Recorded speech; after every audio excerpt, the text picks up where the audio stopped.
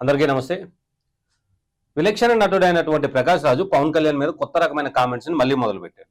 ఎందుకంటే తమిళనాడులో రానున్న 2026లో జరగబోయే ఎలక్షన్లకి ఇప్పటి నుంచే ప్రకాష్ రాజు పునాది వేసుకుంటున్నాడా అని అంటే ఒక విధంగా అవునని కూడా చెప్పొచ్చు మనం. ఎందుకు అని అంటే సనాతన ధర్మం అనే కాన్సెప్ట్ మీద గతంలో పవన్ కళ్యాణ్ గారు మాట్లాడిన విషయం మనందరికీ తెలిసింది. సో అక్కడే డిప్యూటీ సీఎం అనేటువంటి స్టాలిన్ గారు కూడా మాట్లాడారు.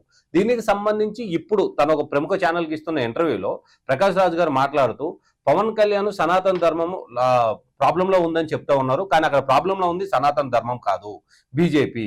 సో బీజేపీని కాపాడడానికే పవన్ కళ్యాణ్ ఇట్లా ప్రవర్తిస్తున్నాడు అంటూ కొన్ని వ్యాఖ్యలు చేశారనమాట. సో దీనికి సంబంధించి క్షణక్షణంగా మనము కంప్లీట్ గా ఆలోచించగలిగితే దీంట్లో ఉన్నది ఏంటంటే ప్రకాష్ రాజుకి బీజేపీ పార్టీ అంటే మొదటి నుంచి పడట్లేదు. సో మొదటి నుంచి ప్రకాష్ రాజు బీజేపీ పార్టీకి వ్యతిరేకంగానే వెళ్తున్నారు. సో దీనికి సంబంధించి అటు సన్నిహితంగా ఉన్నటువంటి మెగా ఫ్యామిలీ నుంచి ప్రకాష్ రాజు ఇటు బీజేపీకి పడట్లేదు అనే ఒక్క కారణంతో పవన్ కళ్యాణ్ విమర్శిస్తున్నాడా అన్న కొన్ని అనుమానాలు కూడా మనకు కలుగుతున్నాయి. సో ఎందుకు అని అంటే గతంలో పవన్ కళ్యాణ్ గారు మాట్లాడుతూ చెగువీర, గద్దరు, పెరియార్ లాంటి వాళ్ళ అడుగుజాడల్లో నేను నడుస్తాను, అలాంటి భావాజాలంతో కలిగిన రాజకీయం చేస్తానని చెప్పడం జరిగింది. సో ఇప్పుడు కూడా నాకు తెలిసినంత వరకు తను అదే దారిలో ఉన్నారు. ఎందుకంటే ప్రజల కోసం ఇంతగా ఎలక్షన్ జరిగి 6 నెలల్లోనే ఇంతగా ప్రతిరోజు ప్రజల కోసం కష్టపడుతున్న వ్యక్తి ఎవరైనా ఉన్నారంటే అది పవన్ కళ్యాణ్ గారు. ఏపీ రాజకీయాల్లో మనం చూసుకున్నట్టయితే ఏపీ డిప్యూటీ సీఎం అయినటువంటి పవన్ కళ్యాణ్ సుమారుగా రోజుకి 18 గంటలు ఇటు ప్రజాసేవలోనే ఉంటున్నాడని చెప్తున్నారు. సో కొంతమంది ఎవరైతే రాజకీయ విశ్లేషకులు ఉన్నారో, రాజకీయ పెద్దలు ఉన్నారో వీళ్ళు చెప్తున్న వాదన ఏంటంటే పవన్ కళ్యాణ్ ఏపీ రాజకీయాల్ని తన వైపు తిప్పుకుంటున్నారు, తన పార్టీని ఎస్టాబ్లిష్ చేసుకునే విధంగా కానీ ప్రజలకు తను ఇచ్చిన హామీలను ఫుల్ఫిల్ చేసే విధంలో తను ఫుల్గా ఉంటున్నారు అని చెప్పే వర్షన్ అయితే మన అందరికి వినిపిస్తుంది. ఈ విషయాన్ని తప్పుదోవ పట్టించేదానికి ఇప్పుడు ప్రకాష్ రాజు కొత్త వ్యాఖ్యలు చేయడం మొదలుపెట్టారు. ఒక ప్రముఖ ఛానల్ ఏదైతే తమిళనాడుకు సంబంధించిన ఒక ప్రముఖ ఛానల్లో తను ఇంటర్వ్యూ ఇస్తే చెప్పిన మాటల్లోన కొన్ని మాటలు ఏంటంటే పవన్ కళ్యాణ్ గారిని ఒక ఫుట్బాల్ తోటి తను పోల్చడం జరిగింది. ఫుట్బాల్ తో పోల్చడము అని అంటే ప్రకాష్ రాజు గారి వాదన ఎలా ఉంది అని అంటే పవన్ కళ్యాణ్ ఒక ఫుట్బాల్ లాంటి వ్యక్తి.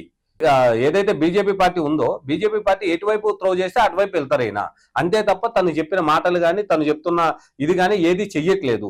సో తను గతంలో చెప్పడం వేరు, ఇప్పుడు ప్రజెంట్ పాలిటిక్స్ లో మనం చూసుకున్నట్టయితే పవన్ కళ్యాణ్ ఇచ్చిన హామీల్ని తొంగలో దొక్కడంతో పాటు ఇటు కంప్లీట్ గా నెగిటివ్ గా ప్రవర్తిస్తున్నారు అనేది ప్రకాష్ రాజు గారి వాదన. మరి ఏపీ రాజకీయాలకు సంబంధించి ప్రకాష్ రాజు గారికి ఎంతవరకు అవగాహన ఉంది? సో ఏపీ రాజకీయాల్లో ఏం జరుగుతుందో ప్రకాష్ రాజు గారికి ఎంత తెలుసు అసలు? పర్టికులర్ గా పవన్ కళ్యాణ్ గారికి ఒక సినీ ప్రముఖులు కాబట్టి ప్రకాష్ రాజు గారు కానీ పవన్ కళ్యాణ్ గారు కానీ లేదా మెగా కుటుంబం కానీ సినీ పెద్దలతో కానీ సత్సంబంధాలు ఉండొచ్చు. ప్రకాష్ రాజు గారికి ఉండకూడదని అయితే మనం ఏం చెప్పట్లేదు, ఉండొచ్చు. కానీ సినీ ఏవైతే పరిచయాలు ఉన్నాయో ఇవి ఒక కోణంలో చూస్తే ప్రస్తుత రాజకీయ పరిస్థితి వేరే కోణంలో చూడాలి. ఎందుకంటే పవన్ కళ్యాణ్ అనే వ్యక్తి ఒక స్టాండ్ తీసుకోకపోతే ఈ రోజు ఆంధ్రప్రదేశ్ పరిస్థితి ఎలా ఉన్నాం ఒకసారి ఆలోచించండి.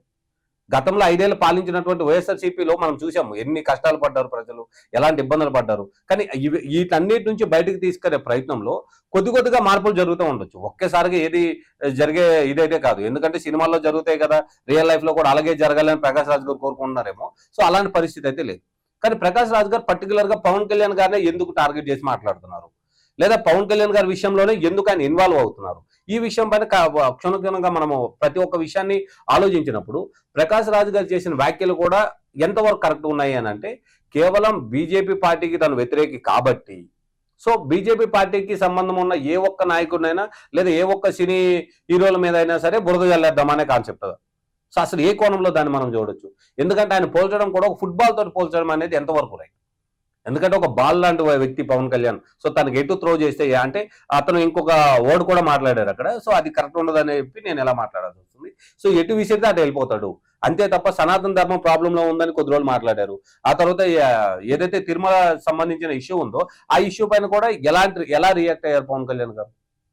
సో ఆ ఇష్యూ మీద కూడా తన బిహేవియర్ ఎలా కనిపించింది, ఆ విషయం మీద టీడీపీకి సంబంధించిన ఏదైతే పొత్తులో ఉన్న పార్టీ సంబంధించి కూడా పవన్ కళ్యాణ్ సంబంధించి కొంతమంది వ్యతిరేక వ్యాఖ్యలు చేస్తున్నప్పటికీ ఇవన్నీ చూసుకుంటే ఎలాంటి పరిణామాలు చోటు చేసుకుంటున్నాయి. సో నెక్స్ట్ ఇయర్ రాబోయే ఎలక్షన్లకి ఏదైతే తమిళనాడులో 2026లో రాబోయే ఎలక్షన్లకి ఇప్పటి నుంచే పునాది వేసుకున్నారా ప్రకాష్ రాజు అని అంటే అలా కూడా కాదు. ఎందుకంటే ఆయన ప్రత్యక్ష రాజకీయాల్లో దిగిందే అసలు చాలా తక్కువ. సో అలాంటప్పుడు ఒక వ్యక్తిని ఎలా అని అంటే ఈ విషయాన్ని ఆ యాంకర్ అడిగినప్పుడు ప్రకాష్ రాజు గారు ఏం మాట్లాడుతున్నారు అని అంటే ఏదైతే తప్పుదోవలు వెళ్తున్న రాజకీయ నాయకులు ఉన్నారో వాళ్ళని విమర్శించడం కానీ నేను పెట్టుకున్నాను. ఎందుకనంటే ఎవరో ఒకరు విమర్శించాలి, విమర్శించకపోతే ఎలా తెలుస్తుంది ఇది రైటా రాంగా అంటే ఇక్కడ తను పాజిటివ్ కోణంలో వెళ్తున్నారా లేదా నెగిటివ్ కోణంలో తీసుకెళ్తున్నారా? ఎందుకంటే ఇప్పుడు రాజకీయాల విషయం జరుగుతున్నప్పుడు మీరు తమిళనాడులో మాట్లాడుతున్నప్పుడు తమిళనాడుకు సంబంధించిన రాజకీయాల గురించి మాట్లాడడం రైట్, అది కరెక్ట్ గానే. సో ఏపీకి సంబంధించిన రాజకీయాలు మాట్లాడినప్పుడు వీటి గురించి కంప్లీట్ గా తెలుసుకొని మాట్లాడుతూ కొంచెం బాగుంటుంది అనేది కొంతమంది సినీ వర్గాలకు సంబంధించిన వాళ్ళు కానీ రాజకీయ విశ్లేషకులు కానీ మాట్లాడుతున్న పరిస్థితి ఉంది. కానీ ప్రకాష్ రాజ్ గారు పర్టికులర్ గా పవన్ కళ్యాణ్ అటు గద్దర్ బాటలో నడుస్తాను, నేను పెరియార్ బాటలో నడుస్తాను, చెగువీర సిద్ధాంతాలతో నేను ముందుకెళ్తున్నాను చెప్పిన పవన్ కళ్యాణ్ ఈ రోజు అలా వెళ్ళట్లేదు. కంప్లీట్ గా బీజేపీ పార్టీ ఏం చెప్తే అదే చేస్తున్నారు అనే వాదన అయితే ప్రకాష్ రాజ్ గారు చెప్పడం జరుగుతుంది. అయితే ఆ ప్రముఖ ఛానల్కి ఇచ్చిన ఇంటర్వ్యూలో ప్రకాష్ రాజ్ గారు మాట్లాడుతున్న మాటల్లో కొన్ని మనము సినీకి సంబంధించి కూడా తీసుకోవచ్చు. ఎలా తీసుకోవచ్చు అంటే గతంలో ఏదైతే టాలీవుడ్ కి సంబంధించిన ఎలక్షన్ జరిగాయో మా ఎలక్షన్ లో డైరెక్ట్ ఆర్ ఇండైరెక్ట్ గా ప్రకాష్ రాజ్కి సపోర్ట్ ఇచ్చింది mega family. So mega family తోటి ప్రకాష్ రాజ్కి మంచి సంబంధాలే ఉన్నాయి, కానీ అది ఎక్కడ వరకు సినిమా వరకే అని చెప్తున్నారు. సో రాజకీయాల్లో సరే తను తప్పు చేసేటప్పుడు ఈయన తప్పు చేశాడని మనం చెప్పడంలో అసలు దాని గురించి ఆలోచించాల్సిన అవసరమే లేదు. ఎందుకంటే ఎవరు తప్పు చేసినా తప్పుని తప్పనే అంటాం. కానీ ప్రస్తుత పరిస్థితి ఎలా ఉంది? సో ఈయన వాంటెడ్లీ పవన్ కళ్యాణ్ ఎందుకు టార్గెట్ చేస్తున్నారు అంటే ఈయన కూడా అందరిలానే ఫేమస్ అవ్వాలి, ఎలాంటి కాన్సెప్ట్లు ఏమైనా కనిపిస్తున్నాయా?